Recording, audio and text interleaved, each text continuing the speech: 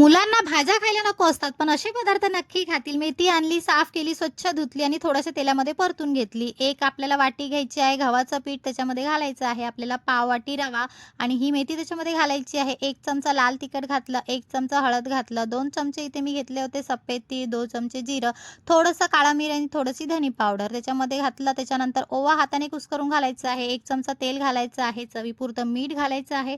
छान सगळं मिश्रण असं मिक्स करून घ्यायचं आहे. थोडं-थोडं पाणी घालून त्याची कणिक मळून घ्यायची आहे आणि 10 मिनिटं रेस्ट करण्यासाठी साईडला ठेवून द्यायचं आहे.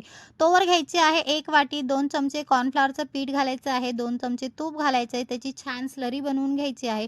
नंतर गोळ्याची आपल्याला चपाती लाटून घ्यायची आहे. हे जी स्लरी बनवली होती ती त्याच्यावर लावायची आहे. थोडंसं पीठ भुरभुरायचं आहे आणि छान मी दाखवते त्याप्रकारे आपल्याला स्टेप बाय स्टेप असं करून घ्यायचं आहे, जेणेकरून आपली लेयरवाली मेथीची मठरी छान अशी तयार होईल आणि चहासोबत खायला एकदम टेस्टी लागते. आयु तर माझा खूपच खातो. अशी भाजी खात नाही, पण हे छान खातं आणि छान असं आपल्याला लाटून घ्यायचं आहे. तुम्हाला जो आवडता शेप आहे त्याच्यामध्ये कापा. मी असे लांब कापले आहे.